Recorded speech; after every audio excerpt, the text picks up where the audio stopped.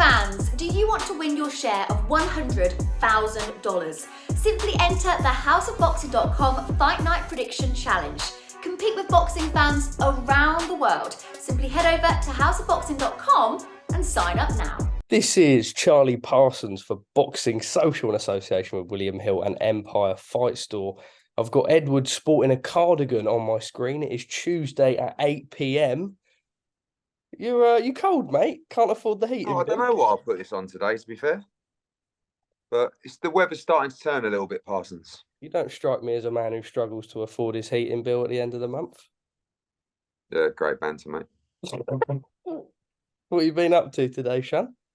I've been in London today, Sean. I've been in meetings with the BBC, and I'm about to start my new podcast series. I had a very interesting sit down with Zarnell Hughes, the sprinter, British 100 metres and 200 metres record holder, learning a bit about athletics, performance, life, as we get ready for, and then doing other bits of media. Chris Mannix podcast, sitting down with you, other bits of media ahead of the big night on Saturday, which we're buzzing for in Sheffield. A big night on Saturday it is. I suppose, firstly, let's recap on last weekend's action. Not to be for Jordan Thompson, but I suppose, firstly, before we talk about what a great we watched in Jai Opetaia, he took that shot when not many would. Masterneck didn't take it. Riakporhe didn't take it. Fair play to him. Wasn't to be on his night, but he can come again and move up to heavyweight.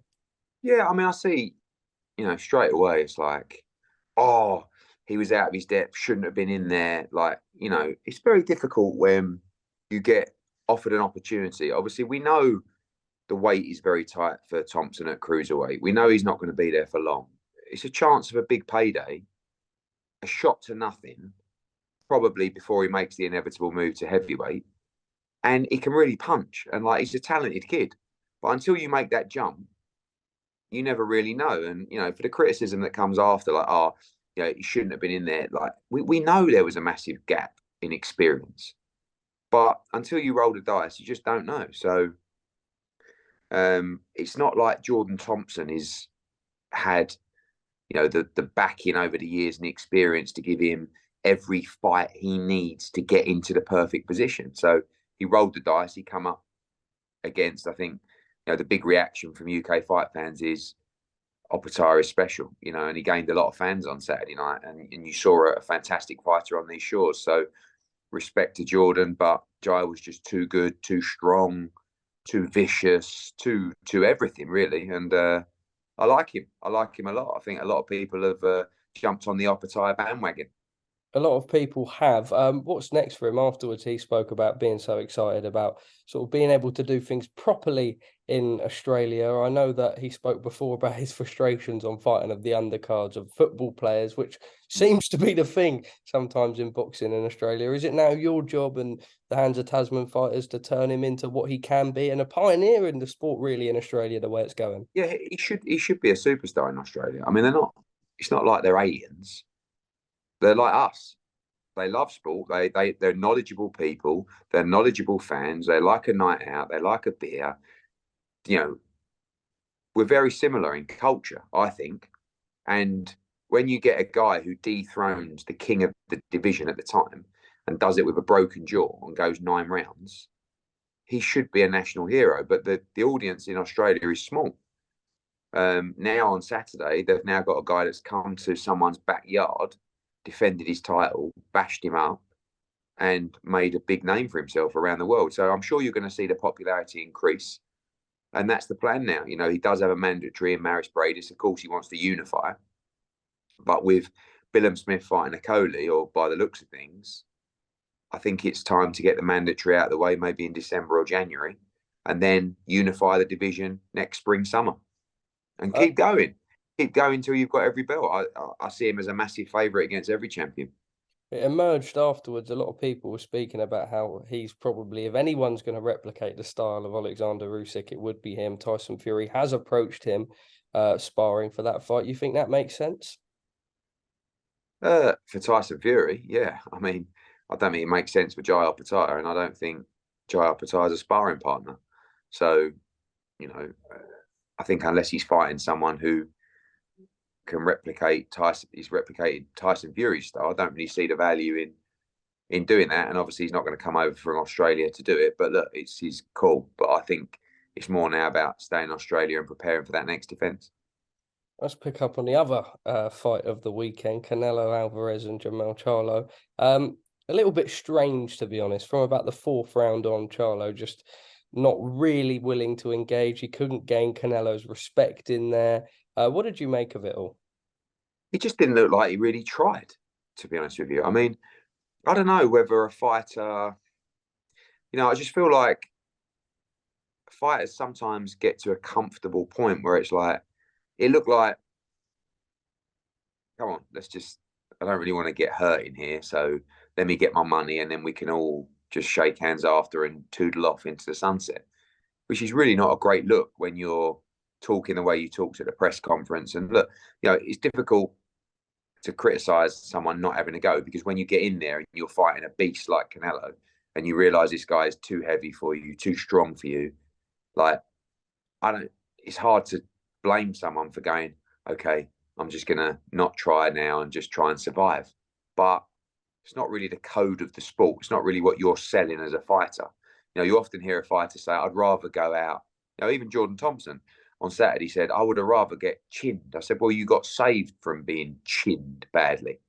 But how many fighters actually, when they say, I'd rather go out knocked out trying than actually not? How many actually mean that? A lot of them do, but Charlo didn't. He never really took chances. He never really rolled the dice. And I didn't think he looked in great shape either. I don't know whether that's just because he's up at 168, but when I saw him in the change room, I thought, you look in no condition, Let me pick up on that. Derrick James made some comments earlier in the week, or it may have been around the weigh-in, that he wishes that Charlo came in a little bit lighter. Now, Charlo came in, I think, at 167.5. Now, looking back on hindsight and maybe with those comments, do we put that down to a lack of discipline, perhaps? I don't know. I think sometimes when you're coming up two divisions, you're kind of eating your way up there and like you're not really taking care of your diet in the same way. Obviously, you're not making weight. You think you can afford to eat more, fuel yourself more, but he just didn't look in shape. Like if you would have looked at Charlo's physique, you'd think it's very unlikely that you are going to beat Canelo Alvarez. I know physiques don't win fights, but like if you're 154 coming to a 168, you've got to carry power, you've got to carry strength, and he just looked like looked like a chubby 168. And he's not. He's a ripped up 154. So I guess what we find again is there are weight classes for a reason. And we've all been guilty of taking fights at different weights because you think you might have the speed and you think you might do this, but how often does someone step up two divisions and actually win? It wasn't Kell Brook against Gennady Golovkin. It wasn't Charlo against Canelo Alvarez. Will it be Conor Benn against Chris Eubank? Can he flip the script? But it is difficult moving up those weight classes. And Charlo just couldn't do it. But it was the lack of ambition that I think people were frustrated about, to be honest with you. It was a very poor fight. Off the back of it, Jake Paul hit out with a very funny fight poster of the two of them. What are your thoughts? I mean, look, Jake's, his job is to make noise and he does it brilliantly. I mean, to put it into perspective, Jake Paul lost to Tommy Fury. So the credentials to land a Canelo Alvarez shot probably don't sit too well right now. But, I think when Canelo's done, would he look at that? If there was a load of money? Maybe. Probably. I don't think so, knowing him. But, Jake's got to make his noise, and creating posters and stuff like that certainly gets people talking. Do you think Jake deep down thinks he beats Canelo? I mean, quite possibly. But to be honest, you have to remember that Jake's done really well, bearing in mind that he's never boxed previously and found boxing, 2 or 3 years ago or whatever. I know he's never beaten a boxer, but he's still beaten guys that have been around the fight sport and had boxing within a form of their overall discipline. But if you can't beat, Tommy Fury is probably 4 or 5 levels below getting into a top 15 world ranking, and he couldn't beat him. So it's very difficult to take that fight seriously, other than just for a bit of banter, really. But I mean, I'd quite like to see Canelo Alvarez fight Jake Paul. I think a lot of us would. How many pay-per-view guys would a fight like that do, Eddie? I think sometimes, just because I don't think people are stupid. Like, if a fight is not competitive, or they can't be convinced it's competitive, they don't just buy it anyway. Do you know what I mean? Like, yeah, you got to do a job in the promotion, and you've got to show me something that says that's actually quite interesting. Like, I know people are saying it's a mismatch, but I see that. I don't know. You know, that's how you've got to convince the customer that it's worth tuning in. And sometimes you see a guy hit pads, or you just go, oh no, like, you know, like when Nate Diaz boxed Jake Paul. Yeah, that I was just watching. Yeah, and I was like, even that's a mismatch against Jake Paul.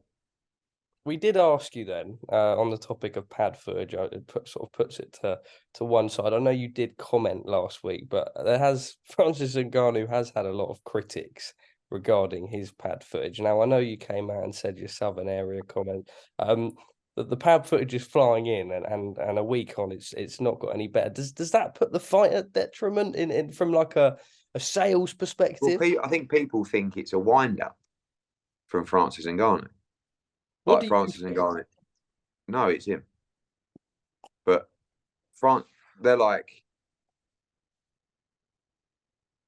people going, nah, that can't be. That's his. Literally said, put the camera on. I'm going to do something really bad. Like, I'm going to pretend that. I was like, pretend I've never boxed before. He's never boxed before.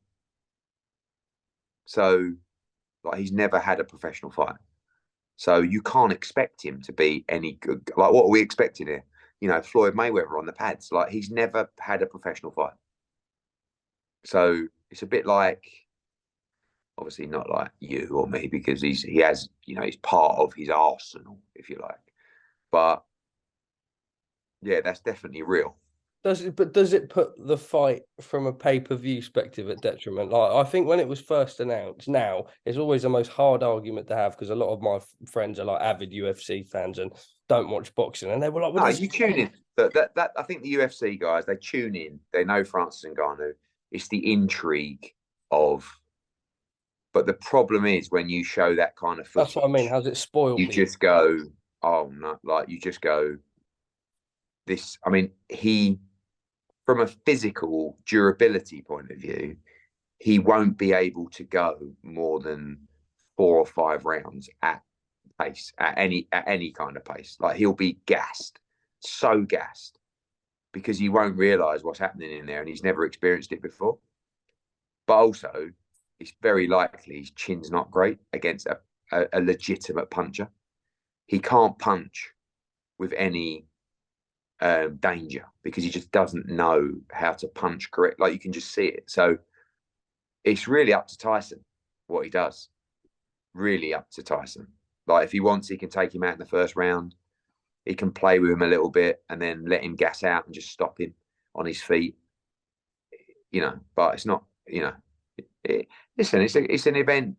I understand the event. You know, UFC heavyweight champion, world heavyweight champion. Just don't expect anything competitive. Okay. Finally, on last week's State of Affairs, before we look forward to this week, it was rumoured that Showtime's contract isn't being renewed. PBC's contract with Showtime isn't being renewed. It's now sort of been confirmed, or heavily rumoured since, by Dan Raphael. We know that you've made your comments on it. What does it mean for boxing, Eddie? I think it was you that maybe come out and said that Amazon Prime or someone could emerge as a potential candidate. Obviously, we've got DAZN, a lot of things moving away, more subscriptions needed. Is it slightly worrying for the sport?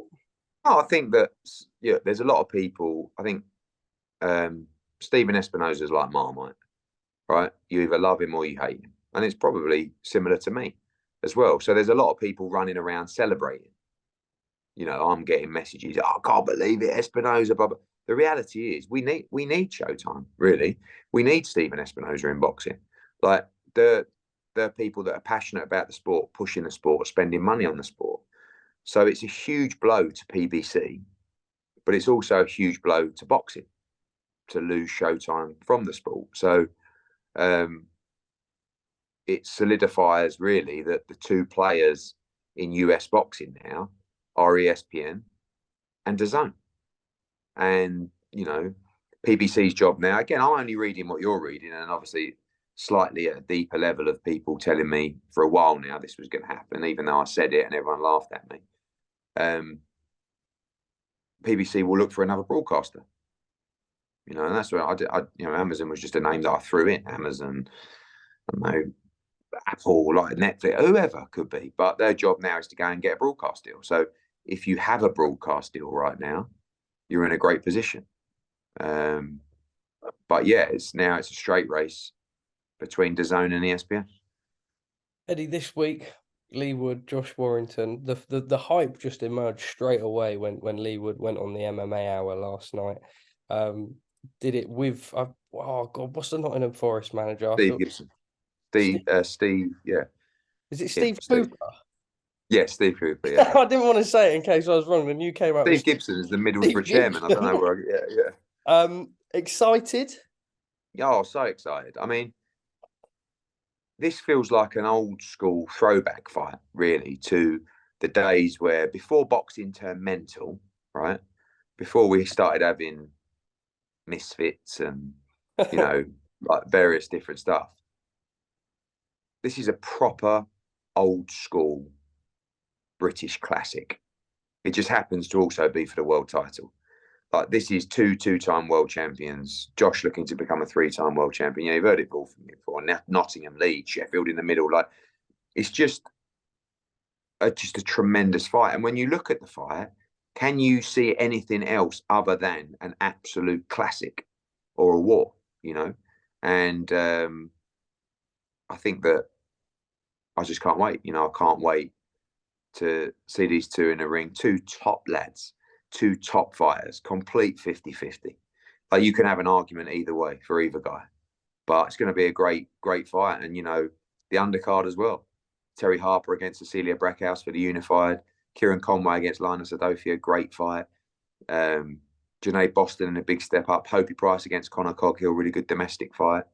Kobe McNamara, Nico Leviar's in a great fight. Cameron Vong as well. Watch out for him. Super talent. It's a massive night of boxing on Saturday. I just wanted to pick this up, something I read last night, which is pretty remarkable when it's come to what Leigh and Ben have done. This is the first time that Leigh will head into a fight as a bookie's favourite since February 2021. Now, that was against Reece Mould. Quite amazing. I don't know if that's a good thing or a bad thing for him. You know? I see it as a 50-50, and I think that Leigh's earned the right now to be the favourite in this fight. What he's done has been incredible. You know, his relationship with Ben, and they've both just turned his career around. It's been amazing. But Josh Warrington is one determined little son of a bitch. I mean, like, he ain't going to stop. He's going to walk. And I said the other day, I think this fight might be over in 6 rounds, because I think Warrington is going to attack him from the first bell. And he thinks that Wood is vulnerable. And you know, I guess he's had some knockdowns, but he's been in with some heavy punches. But Warrington has got to be careful as well, because Leigh Wood can really punch. But I've got a funny feeling this might be over in 6 rounds, and I think it'll be an absolute shootout. On Josh Warrington itself, has his stock sort of almost gone up a little bit? Obviously, he had that defeat to Lopez. A lot of people questioned whether he was done at the highest level. Since then, Lopez went and put in that magnificent performance against Michael Conlan. When we look at that fight, we know that Josh sort of took a little bit of a while to get going and finished quite strong. Has his stock risen? Do people maybe give him more chance looking at that? It's definitely risen since the defeat. But that was a close fight, and he boxed poorly in the opening stages of that fight, but he took everything Lopez had. You know, if his chin still holds up how it is, you know, and he's still got that resistance, it's going to be a tough night for Leigh Wood because of the work rate of Josh Warrington. But both guys supremely confident, and like I said, just a great all-British fight. Anthony Joshua versus Deontay Wilder. We seem to ask you every time I speak to you, as well I try to leave it till this far in the interview. Now, I believe it emerged that Qatar and the UAE were two potential site hosts for that fight. How does it work sort of politically with sort of, I don't know, competition in the Middle East? Now the Saudi thing's coming through with Fury Usyk. Does it give them a bit more of a Well, ramp up to make the fight? we've had three separate countries approach us for this fight. So it's not really about competition in the Middle East. It's just about who the fight works for. A lot of people are looking at boxing right now, but the numbers have to make sense for everybody, for the country, for us, for Joshua, for Wilder. There's regular communications with Shelley Finkel, and we want to make the fight. We're also in talks for that fight to be in America, which I would love as well. But we want to get it made. That's the ambition of AJ, of Wilder.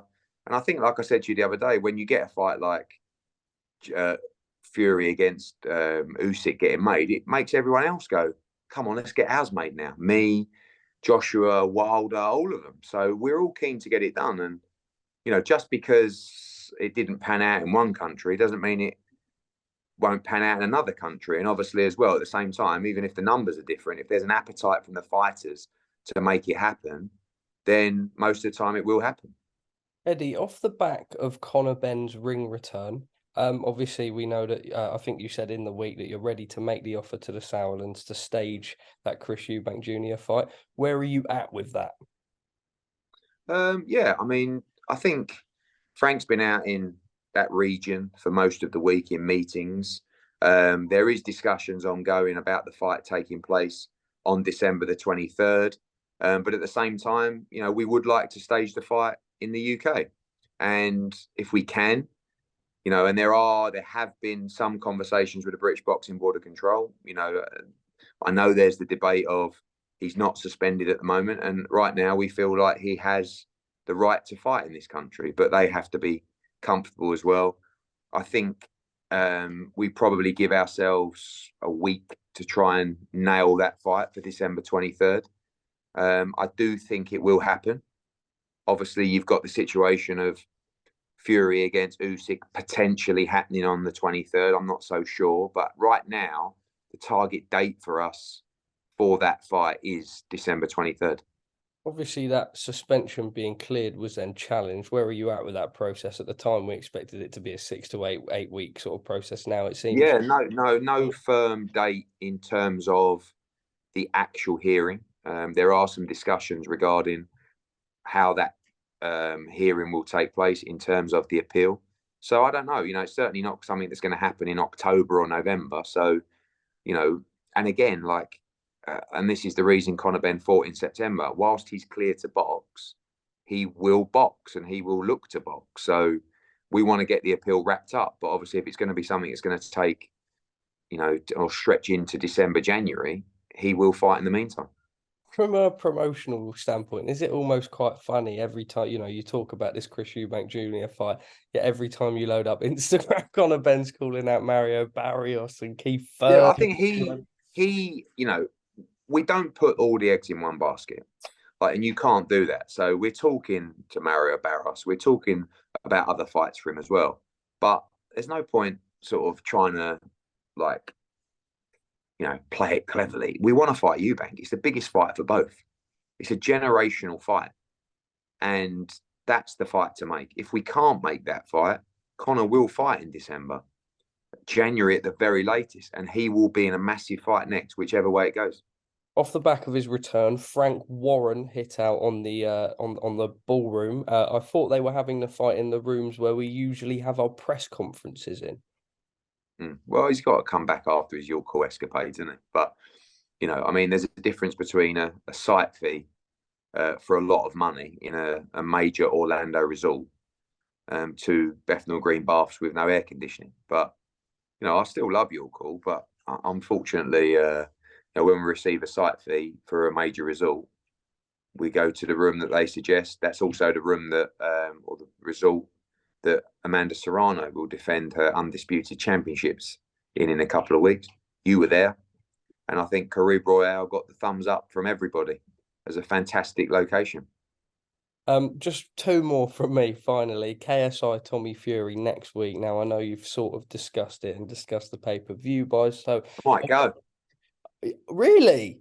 I might go. Yeah, I have actually spoke to my Why do I daughters feel about it. like your kids are absolutely I know. Well, I desperate to go mentioned for it to something like them, and that? like the first thing they asked me is Jimmy Sains on the undercard? And I said, no, not that one. But, so yeah, I think Mams, Calla, the Zone just done I mean, KSI obviously and Logan because they're partners on it.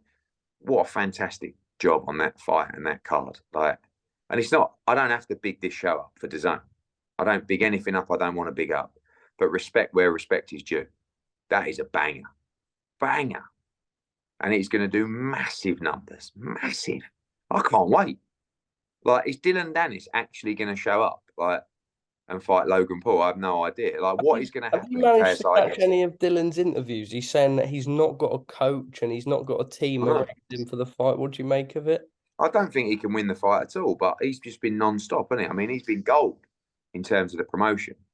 But you never know with him. He's a bit of a crazy one. He'll probably say, I'm not coming unless you give me another couple of $100,000. Like, this is just, you know. And then you got this legal case, haven't you, going on? I don't know what. But absolutely. Yeah, it's a big event. Big event.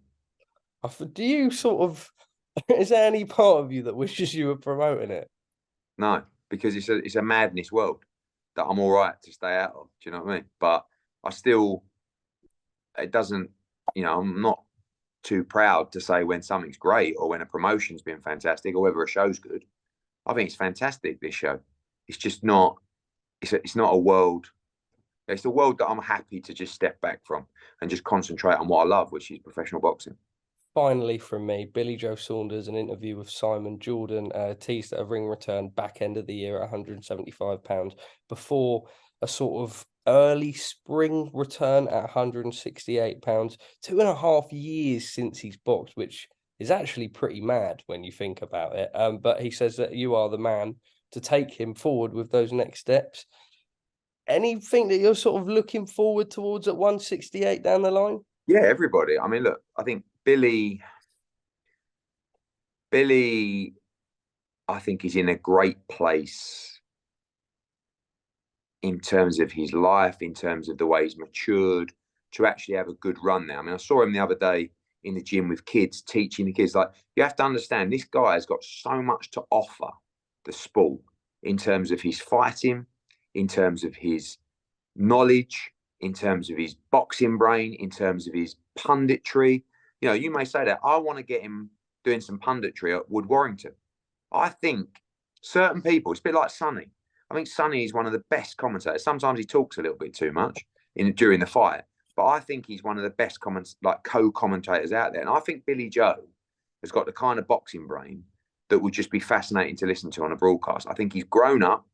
I think he's one of, not a dying personality in the sport, but as in like a sport that every sport's becoming a lot more serious and scientific. And he's like an old school guy, character. Like him, hate him, I don't know. But there's still massive fights for him, and he's a brilliant talent. So I'm looking forward to welcoming him back. And, you know, the key now is just to get in shape for that December fight and then line him up for a massive fight in the spring. Eduardo van der Hearn, I've just thought of one more, and if I don't ask you, I'd be very stupid. Anthony Joshua is taking over and training with Ben Davison. I spoke to a couple members of the team on Saturday. I won't say who, but they just seem to think it's the most incredible partnership. I know it's only for the time being, and he does look to remain with Derrick James. But what are your thoughts on it? Yeah, just that really. I mean, AJ's with Derrick James 100%. Ben is a fantastic coach, and I think has the kind of mind that AJ would tick with. And, you know, AJ's the kind of guy who doesn't like to be out of camp too long. And there is a chance he fights in December. So if that's the case, he wanted these couple of weeks just to sharpen his tools before he heads into camp in Dallas with Derrick. And, you know, he speaks with Ben a lot and just wanted to just tick over with him before he heads back to base with Derrick James. Eddie, top man, thank you for speaking to us at Boxing. See you in Sheffield, yeah? See you in Sheffield. Quickly, before I lose you, I told you I was going to ask you a random... What have I got to do now? Go on. Well, actually, can you do what you said, what you did at the start about... What did you say? Don't get lemon, bruv.